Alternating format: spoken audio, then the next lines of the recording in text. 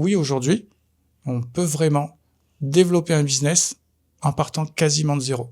Bonjour et bienvenue sur Hors du Miroir. Aujourd'hui, on est avec Romain, qui est donc mon papa, et on va parler de l'entrepreneuriat. Bonjour Romain. Bonjour Léa. Donc j'aimerais du coup que tu te présentes et que tu dises ce que tu fais dans la vie. Alors j'ai 51 ans, Oui. je suis entrepreneur, on a une entreprise de production audiovisuelle Oui. avec mon associé Tom et ma femme aussi qui est associée avec nous.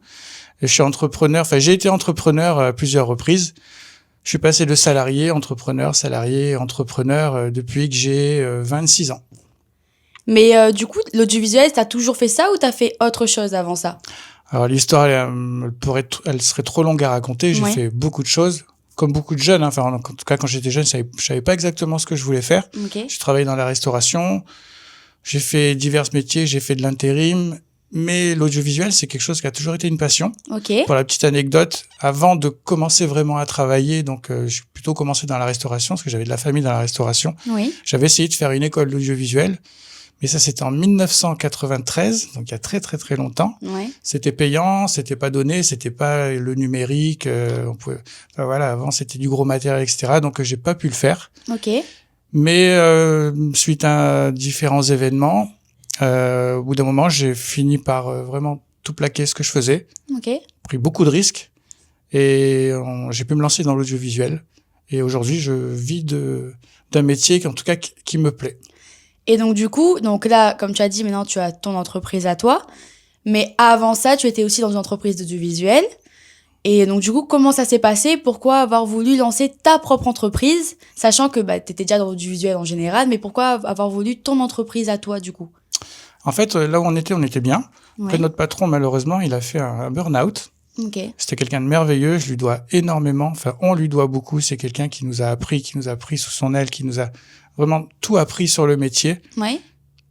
Et il a fait un burn-out.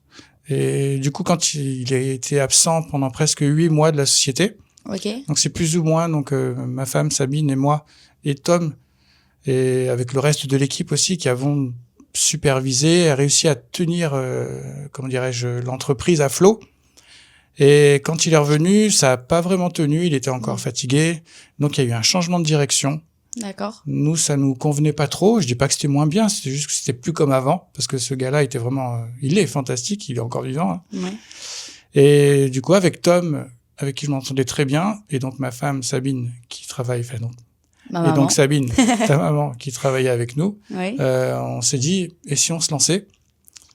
Il a dit OK, et on s'est plutôt axé sur la vidéo, le contenu vidéo sur Internet. Parce qu'à l'époque, il y a pas si longtemps, c'était en 2016, mais ici à La Réunion, c'était pas encore vraiment Ouais. très populaire.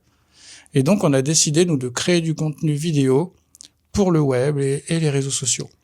Et donc du coup, vu que tu étais salarié du coup pendant longtemps, avant de te lancer, bon, même s'il y a eu la restauration avant, etc. hein, mais quand tu es rentré dans ce métier-là, est-ce que ça a été dur au début, du coup?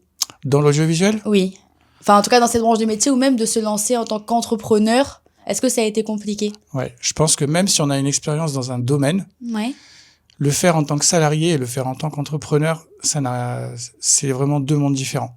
Ok. Ça, c'est clair. Donc, salarié, j'ai envie de dire que c'est pas la tranquillité parce qu'on travaille, il faut se lever, il faut y aller. Mais c'est quand même une certaine tranquillité d'esprit Ouais. parce que bon, on est quand même plus ou moins sûr d'avoir son salaire à la fin du mois. Il y a moins de charge mentale, comme on appelle ça. C'est-à-dire que tu es moins là à l'affût de toujours trouver des solutions pour avancer. Donc, pour en venir à ta question, on s'est lancé dans un domaine qu'on connaissait, Ouais. mais on le connaissait pas en tant qu'entrepreneur. Et il a fallu presque recommencer à zéro Ok. en termes de démarche client, etc. Refaire un nom. Pourtant, on s'adressait à des gens avec qui on collaborait, Ouais. mais le fait d'être à notre compte, il fallait refaire ses preuves. Et ça, D'accord. c'était pas facile. On y est arrivé, mais Ouais. c'est pas évident. Donc, pour ceux qui veulent se lancer, qui sont par exemple dans un domaine d'activité, qui veulent se mettre à leur compte, il y a bien sûr plus de chances qu'ils s'en sortent parce qu'ils connaissent le domaine, Ouais. mais c'est vraiment une autre approche et l'état d'esprit surtout est complètement différent. Mais du coup, je pense qu'il y a eu un investissement, du coup, derrière. Est-ce qu'il fallait beaucoup investir ou est-ce que tu penses qu'on peut aussi commencer, bon, en globalité, hein, est-ce qu'on peut aussi commencer avec très peu de moyens si des gens veulent se lancer, par exemple? Alors, dans mon secteur d'activité, Bah, l'audiovisuel? oui, dans ton secteur d'activité ou même en général, parce que on sait, enfin, toi et moi, on sait qu'on a essayé genre de e-commerce, des trucs comme ça, par exemple. Est-ce que tu penses qu'il faut quand même toujours avoir un investissement derrière ou bien on peut commencer sans vraiment investir dans rien? Commencer en investissant zéro, ça me paraît quand même difficile. Ok. Il faut toujours quand même avoir une monnaie d'avance, ne serait-ce que pour pouvoir tenir le coup pendant le lancement. Ouais. Donc rien que pour ça, il faut au moins avoir un petit peu d'argent de côté. Je pense que si je dois donner quelque chose de concret, il faudrait pouvoir assurer au minimum 3 mois pour subvenir à ses besoins. Voilà, si on dépense 1 000 € par mois entre loyer, la bouffe et tout, il vaut mieux avoir 3 000 € de côté pour se lancer. Il y a la possibilité aussi chômage. C'est vrai que c'est ce qui s'est passé avec nous. C'est qu'il y a eu, on a pu bénéficier du chômage pendant un moment donné.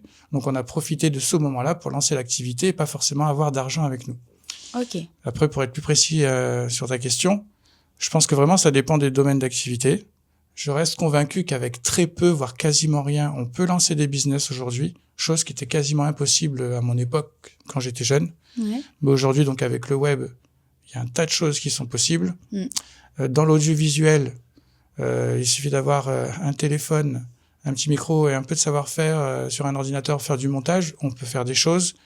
Donc j'ai envie de dire que oui, aujourd'hui, on peut vraiment développer un business en partant quasiment de zéro.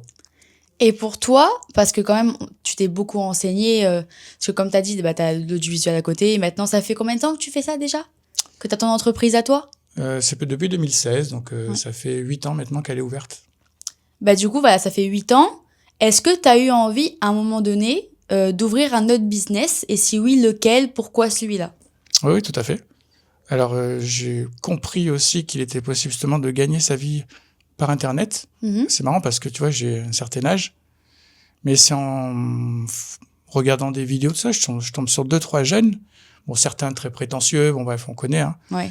mais d'autres qui étaient crédibles quand même, qui montraient et prouvaient qu'ils arrivaient à gagner leur vie seulement par Internet. Ouais. Ça m'a intrigué. Et j'ai quand même tenté 2-3 petites choses, un petit site de e-commerce, dropshipping, etc.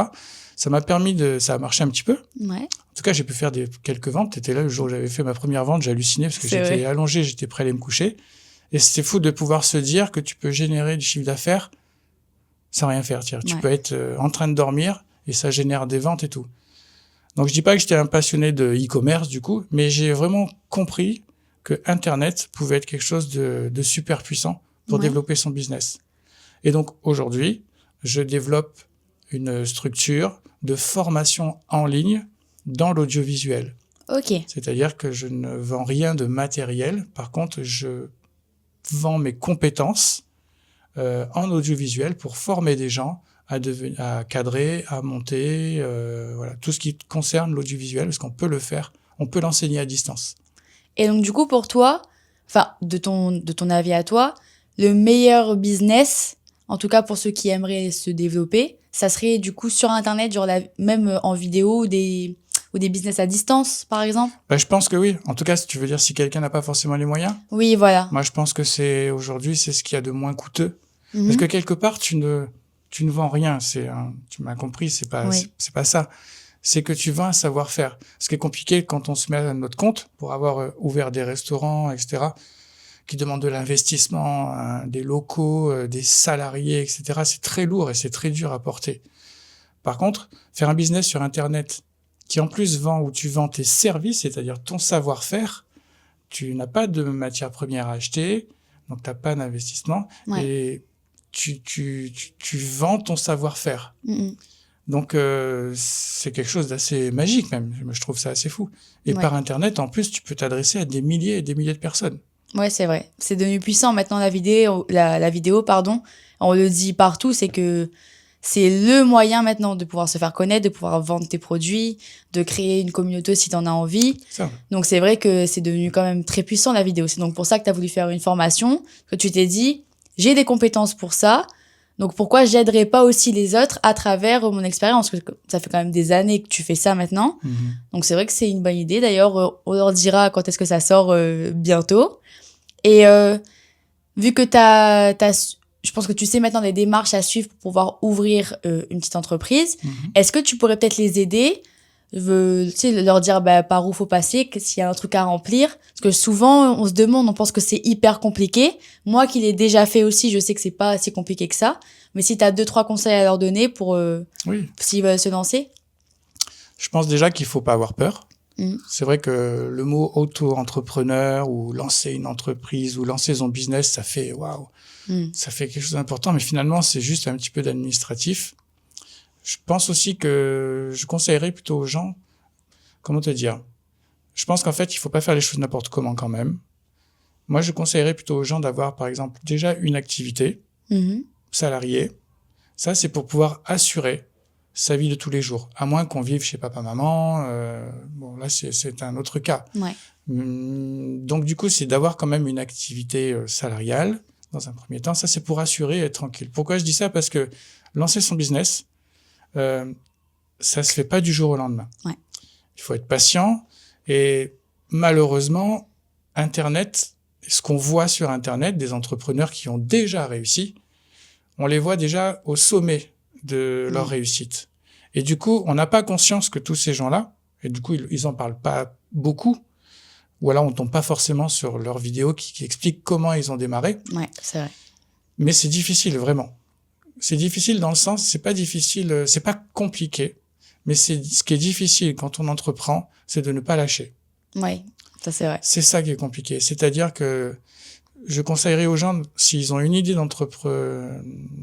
d'entrepreneuriat, c'est de la garder en tête et d'avancer chaque jour vers cette idée, cet objectif, ce business qu'ils ont envie de créer, sans jamais lâcher. Ok. Et ce qui est compliqué lorsqu'on se lance, c'est qu'on ne sait jamais exactement combien de temps ça va prendre pour y arriver.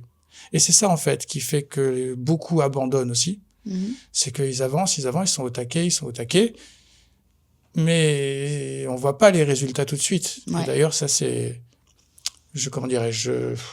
faut pas écouter non plus tout le monde qui te dise en 2 semaines tu vas gagner 10 000 euros par mois, tout ça. C'est pas vrai. Franchement, si c'était si facile, tout le monde le ferait. Je pense qu'il faut qu'on soit un minimum conscient de ça.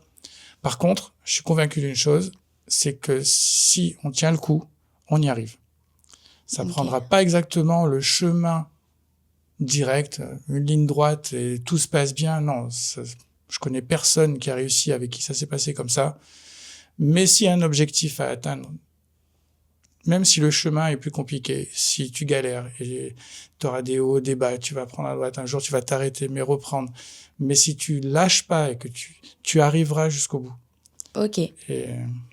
Et du coup, si tu devais dire une seule phrase pour les motiver, pour, tu vois, en gros, en globalité, pour, comment dire ça? Pour résumer un peu tout ce que tu viens de dire à cette fin-là, ça serait quoi pour qu'ils lâchent pas? Parce qu'on sait que c'est compliqué. Moi, pour avoir essayé, t'as été derrière moi parce que tu t'y connaissais, mais je pense que pas beaucoup de gens ont la chance d'avoir des personnes qui s'y connaissent et qui peuvent les soutenir et les aider comme vous avez fait avec moi. Qu'est-ce que ça serait pour toi le conseil que tu leur donnerais pour pas qu'ils lâchent et qu'ils persévèrent sur leurs idées? Moi, c'est plus qu'un conseil que je vais donner, c'est un secret. Ouais. Que j'ai compris tard, mais quand je l'ai compris, tout a changé. C'est que tes ambitions personnelles doivent guider tes choix professionnels. Ok. Si tu gardes ça en tête, tu auras beaucoup plus de facilité à faire les bons choix et à prendre les bonnes décisions. Parce que beaucoup de personnes s'égarent, disent je vais être entrepreneur. Ok, entrepreneur, mais c'est quoi? Tu vois, c'est pas précis comme décision. Je vais être riche. Ok, mais c'est quoi pour toi la richesse? C'est avoir 1 million sur ton compte. Tu vois, par exemple, pour moi, la richesse, c'est être libre financièrement, avoir du temps. Pour moi, ce serait ça la richesse. C'est ma définition de la richesse, tu vois. Okay. Et chacun a sa propre définition des choses. Donc, ce que je veux dire, et franchement, si les gens qui écoutent appliquent ça, ça va tout changer, parce que moi, ça a tout changé. C'est vraiment que tes ambitions personnelles doivent guider tes choix professionnels. Je vais te donner un exemple concret. Si tu te dis que dans 5 ans, je veux gagner 2 000 euros par mois, je veux vivre à Paris et je veux pouvoir faire 3 voyages dans l'année et avoir un appartement. Ça, c'est tes ambitions personnelles. Ok. Tu comprends? Et à partir de là, tu as ton activité et les choix que tu dois faire dans ton activité doivent t'orienter vers ses ambitions personnelles. Ok, d'accord. Tu vois ce que je veux dire? Oui, oui, je vois. C'est-à-dire que pour un exemple grossier, si mon ambition personnelle, c'est d'être 6 mois en vacances, Ouais. ok? Un an avant, j'ai un contrat qui signe, c'est 1 million d'euros, mais il faut que je travaille 24 heures sur 24 pendant 3 ans. Ouais. Ok, c'est une grosse somme, mais ça ne correspond pas à mon ambition personnelle. Il faut que vraiment que ça se corresponde quand même un Il faut que ça minimum. corresponde. Et c'est ça qui permet de faire les choix. Donc ça veut dire que ça peut même aider à faire les choix. On peut dire non à certaines choses parce que ça va pas nous amener à nos ambitions personnelles. Ok. Et ça, c'est la scolarité qui fait ça, etc. Mais peu de personnes en ont conscience parce que c'est le système social qui est comme ça. On va à l'école, c'est tais-toi, assis-toi là, fais tes devoirs, tu finis, machin, on t'engueule, on te tape. Et à la maison, c'est pareil, tu manges à 20 heures, tout est carré, donc on nous met des œillères. Et vraiment, moi, je trouve que c'est même un secret, je le répète, c'est tes ambitions personnelles qui doivent guider tes choix professionnels. Ça peut être des choix salariales aussi, hein. Ah oui, oui, je pense que oui. C'est pas forcément Non. là-dedans. C'est en globalité, en fait, que tu dis ça. C'est Pour ça. un peu tout dans notre vie, je pense, ça doit... Oui. Ça Si doit le gars, il correspondre. veut être avocat, donc il se dit, je veux être à 25 ans, je vais être avocat. Bon, pour être avocat, faut pas besoin d'être entrepreneur pour le moment. Il faut Bah faire oui. les études qu'il faut. Donc, il choisira les études qui lui permettront d'atteindre son ambition personnelle de devenir avocat. Tu vois, chacun a des ambitions personnelles, Ouais. mais on a tendance à s'oublier. Beaucoup, c'est On vrai. s'oublie, on travaille pour dire parce qu'il faut travailler, Mm. on mange parce qu'il faut manger. Tu vois, et on en oublie que le travail, l'activité professionnelle doit être au service de notre vie personnelle. On travaille pour améliorer notre vie normalement. Oui, c'est vrai. Souvent. Et je te parle vraiment de ça parce que c'est quelque chose que j'ai pas compris jusqu'à 45 ans. Je l'ai compris tard, ça. Moi, j'étais dans le boulot. Oui, Tu as bien vu. On n'avait pas assez de temps pour s'occuper de toi, etc. ouais, Parce qu'on était boulot. Mais sans trop savoir pourquoi. c'est vrai. Parce qu'il fallait bosser, on était content parce qu'on se disait on est des bosseurs, on pensait vous donner cette image de travailleur, etc. Mais finalement, notre vie personnelle, et même toi, tu en as pâti parce qu'on n'a pas passé assez de temps avec toi, on l'a oublié. Donc encore une fois, il faut que ton activité professionnelle soit au service de ta vie personnelle. Bah merci. Et j'espère que ton témoignage aidera d'autres personnes qui veulent se lancer. Et ben je te remercie d'être venu. Merci à toi.